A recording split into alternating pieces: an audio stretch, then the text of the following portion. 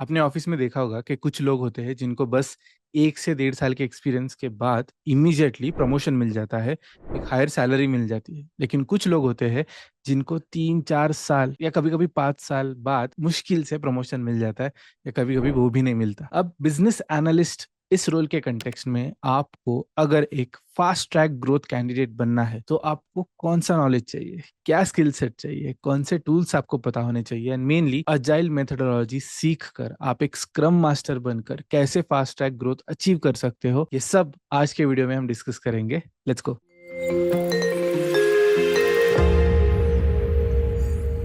आगे जाने से पहले ये समझ लेते कि अजाइल मेथोडोलॉजी होती क्या है। एंड वैसे अजाइल मेथोडोलॉजी से पहले मैंने एक वीडियो बनाया है प्रोजेक्ट मैनेजमेंट के ऊपर, जहां पर मैंने प्रोजेक्ट मैनेजमेंट के फंडामेंटल्स एक्सप्लेन किए। अगर आपने वो वीडियो नहीं देखा तो वो जरूर देखना, ताकि आप इस वीडियो से बेहतर रिलेट कर पाओ। कमिंग टू अजाइल मेथोडोलॉजी ना, कभी कभी क्या होता है कि एक प्रोजेक्ट है ना, बहुत फास्ट ट्रैक वे में, एक टाइम कंस्टेंट वे में आपको डिलीवर करना पड़ता है, क्योंकि जितना ज्यादा टाइम उतने ज्यादा रिसोर्सेस यूज करेंगे हम, उतने ही ज्यादा बिलेबल आर और उतनी ही ज्यादा कॉस्ट कंपनी के लिए। So eventually to improve our profitability, कोई भी कंपनी चाहती है कि कम से कम टाइम में ज्यादा से ज्यादा एफिशिएंसी और प्रोडक्टिविटी के साथ एक प्रोजेक्ट कंप्लीट हो जाए। और इसमें सबसे क्रिटिकल रोल प्ले करते हैं एक बिजनेस एनालिस्ट और एक डेवलपर। तो coming back to business analyst now, कि जब भी किसी प्रोजेक्ट को अगर जल्द से जल्द एक बहुत ही स्ट्रैटेजिक वे में मैनेज करना हो, तो उसके लिए बहुत सारे फ्रेमवर्क्स आते हैं। उसमें से एक बहुत ही फेमस फ्रेमवर्क है अजाइल मेथोडोलॉजी। एंड अगर हम अजाइल मेथोडोलॉजी को समझे तो इसका रूट आता है एजिलिटी के साथ। एजिलिटी का मतलब जिस भी राह पे आप जा रहे हो, वहां पे कोई भी दिक्कत आए, कोई भी इश्यूज आए, कोई भी हर्डल्स आए, अब उसे अडेप्ट करके अपना रूटीन, अपनी जर्नी कंटिन्यू करते हो। ये बहुत ही आसान और सरल भाषा में एजिलिटी या अजाइल मेथोडोलॉजी है। Now in context of project management और आईटी प्रोडक्ट्स और बिजनेस एनालिसिस, अजाइल मेथोडोलॉजी में 3 क्रिटिकल फैक्टर्स आते हैं। फर्स्ट इज फीडबैक, कि जो भी काम चल रहा है, मेक श्योर एक प्रोजेक्ट मैनेजर या फिर एक स्क्रम मास्टर या फिर एक बिजनेस एनालिस्ट, जैसे मेरे केस में मैं एफआईएस के साथ काम करता था। It's a Fortune 500 company. वहाँ पे हम अलग अलग बैंक्स के लिए, फाइनेंशियल इंस्टीट्यूशंस के लिए सॉफ्टवेयर मतलब सॉल्यूशंस बनाते थे। और वहाँ पे as a business analyst product का काम तो कर ही रहा था, क्लाइंट भी मैनेज कर रहा था, लेकिन उसके साथ में एक स्क्रम मास्टर भी था। तो वहां पे मैं स्टैंड अप्स लेना, मीटिंग्स लेना, ओवरऑल अजाइल मेथोडोलॉजी पे काम करना मेरा डेली रूटीन। तो उसमें ही जब हम डेली स्टैंड अप करते थे, तब हम रेगुलर फीडबैक लेते थे। और इस फीडबैक में हम ये समझ लेते थे कि हर एक रिसोर्स जो भी हमारे टीम में है, वो एफिशिएंटली काम कर रहा है या नहीं। और ये भी एक स्कोप के अंदर होता है। जब भी एक नया हफ्ता चालू होता है, एक नया महीना चालू होता है, वहां पर एक विंडो फिक्स की जाती है, उसे स्प्रिंट कहते हैं। Sprint can be 2 week, 4 week और बियॉन्ड दैट। लेकिन स्प्रिंट में आइडिया ये होती है कि अगले 2 हफ्तों में, अब अगले 3 हफ्तों में, एज द वर्ड सेज, हम जल्द से जल्द ज्यादा से ज्यादा काम अचीव करेंगे। अगर कुछ हर्डल आए, then scrum master is there, business analyst is there to help you out. तो यही अजाइल मेथोडोलॉजी को फॉलो करते हुए हम first thing regular feedback collect करेंगे। Second one is making adjustments. यहाँ पर बात आती है अडेप्टेबिलिटी के। जो भी हर्डल आए, लेट्स से आज डिप्लॉयमेंट नहीं हो रहा है, do we have any alternative server जहाँ पे हम कुछ डिप्लॉय कर पाए। सेकेंडली, आज लेट्स से कोई डिप्लॉयमेंट फेल हो रहा है, लेट्स से कोई बग्स मिल रहे हैं, is there any other deployment, any other release जिस पर हम काम कर सकते हैं। एंड आई नो आपको ये सब टर्म्स थोड़े टेक्निकल साउंड करेंगे, शायद समझ में नहीं आएंगे कंप्लीटली, लेकिन अगर आपको ये सीखना है एंड टू एंड, तो मेरे पास आपके लिए एक हैक है। मेरी एक टीम है एट स्किल आर्बिट्राज। इन्होंने एक क्यूरेटेड कस्टमाइज्ड कोर्स प्लान किया है उनके लिए जिनको बिजनेस एनालिस्ट रोल क्रैक करना है। This course is called diploma in financial and data analytics. ये एक 6 मंथ डिप्लोमा है। यहाँ पे आपको हफ्ते में 8 से 10 घंटे कंट्रीब्यूट करने हैं। After completion of the course, हमारे एक्सपर्ट्स है जो आपको सीवी बनाने में हेल्प करेंगे, मॉक इंटरव्यूज में हेल्प करेंगे और प्लेसमेंट असिस्टेंस भी देंगे। So if you are interested, do check it out. उस कोर्स में एंड टू एंड इस टॉपिक के बारे में कवर किया हुआ है। But coming back to our topic, जब हम एजिलिटी फ्रेमवर्क की बात करते हैं, सबसे पहले फीडबैक देखते हैं, सेकंड अडेप्टेबिलिटी देखते हैं, एंड तीसरा होता है इंप्रूवमेंट। कि जब भी कोई भी इशू आए, वो वापस नहीं आना चाहिए। जब भी कोई हर्डल आए, वी आर अडेप्टिंग, मतलब शॉर्ट टर्म में हम एडजस्ट कर लेंगे, अडेप्ट कर लेंगे, लेकिन लॉन्ग टर्म के लिए वो सेम इशू रिपीट नहीं होना चाहिए। ऐसे भी अरेंजमेंट्स करेंगे। तो जब भी आप किसी भी स्प्रिंट में होते हो, आप यूजुअली प्रायोरिटी देखते हो हर टिकट के पीछे, हर एक स्टोरी पॉइंट के पीछे। Let's say a ticket says के कुछ तो बहुत हाई प्रायोरिटी है, मतलब कुछ एडजस्टमेंट चाहिए, कुछ बड़ा हर्डल है जिसे हमें रिजॉल्व करके इमीडिएटली मूव ऑन करना है। कोई मीडियम प्रायोरिटी आइटम आता है जो बाद में भी किया जा सकता है, या कोई दूसरा टास्क उसके वजह से अटका हुआ नहीं है। लेकिन लास्ट में लो प्रायोरिटी आइटम्स आते हैं।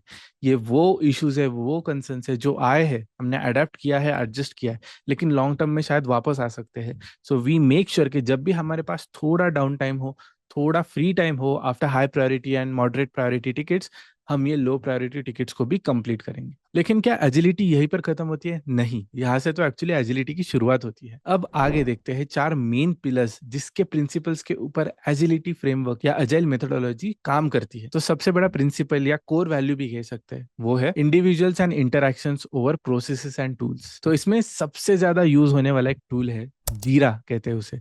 तो जीरा बोर्ड या फिर जीरा फ्रेमवर्क यूज किया जाता है, which is quite align to what agile methodology offers. हर काम का अच्छे से ट्रैक होना चाहिए, अलग अलग स्पेस में उसका ट्रैक होना चाहिए।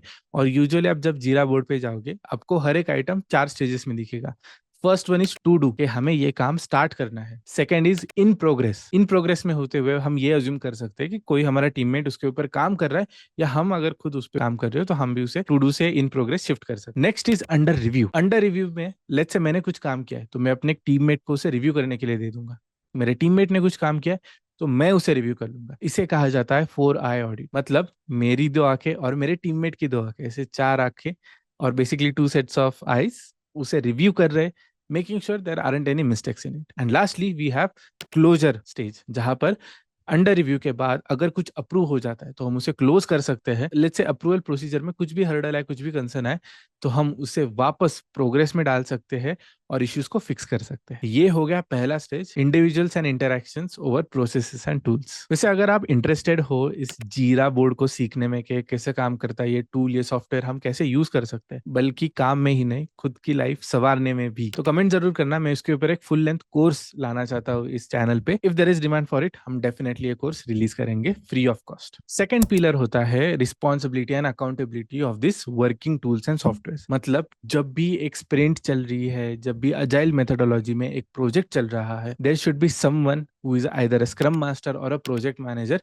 जो पूरी रिस्पॉन्सिबिलिटी लेगा एग्जीक्यूशन का, ट्रैकिंग का, मॉनिटरिंग का, फीडबैक का एंड इवेंचुअली परफॉर्मेंस रिपोर्ट का। अगर एंड ऑफ द मंथ हमारा परफॉर्मेंस बेहतर है, of course we are in the right direction. लेकिन अगर हमारा परफॉर्मेंस खराब है, तो उसके पीछे का रूट कॉज एनालिसिस करके making sure it doesn't get repeated, ये भी एक बहुत क्रिटिकल फैक्टर है when it comes to project management, accountability and ownership. तो नेक्स्ट पिलर है कस्टमर कोलैबोरेशन। तो जहां पर मैं काम कर रहा था एफआईएस में, मेरे 2 रोल थे। एक इंटरनल टीम के साथ थे, जहां पर मैं प्रोडक्ट टीम के साथ काम करता था, लेकिन एक्सटर्नली भी मैं क्लाइंट्स के साथ काम करता था। और हमारे पास there was something called as CDM, continuous delivery method.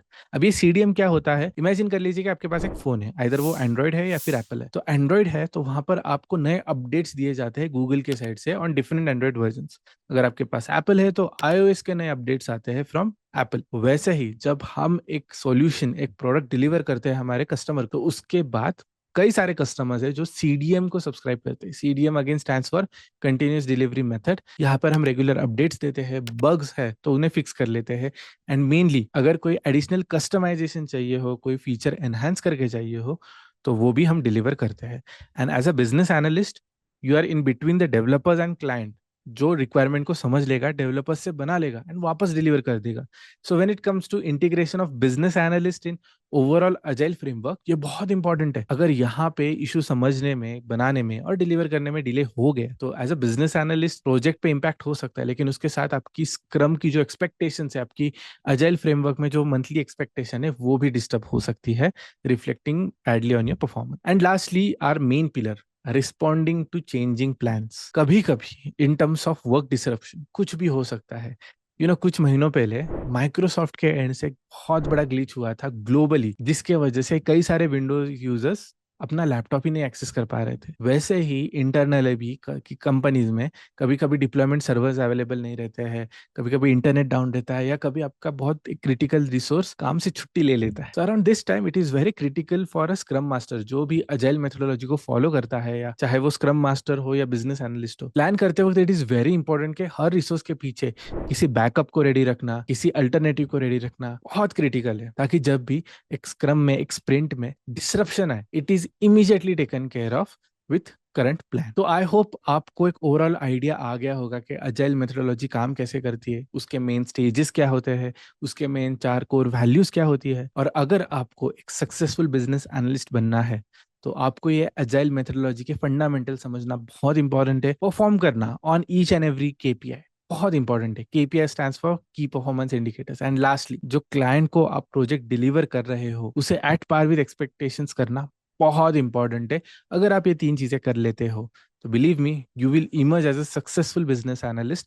और उसके साथ आपके लिए जो एडवांस रोल्स है, चाहे वो प्रोजेक्ट मैनेजमेंट हो चाहे वो प्रोडक्ट मैनेजमेंट हो, वो ओपन हो जाएंगे। आज की वीडियो के लिए इतने, लेकिन जाने से पहले one quick note. If you are curious के जो बिजनेस एनालिस्ट होते हैं या फिर स्क्रम मास्टर्स होते हैं, प्रोजेक्ट मैनेजर्स होते हैं, ये कौन सा टूल यूज करते हैं, सॉफ्टवेयर यूज करते हैं ताकि वो इंडस्ट्री रेडी हो और अपने रोल में सही से परफॉर्म कर पाए, इसके ऊपर मैंने एक वीडियो बनाया है जहाँ पे मैंने टॉप 10 सॉफ्टवेयर और टूल्स हाईलाइट किए हैं that is used by business analyst. अगर आपको वीडियो देखना है तो डू चेक इट आउट।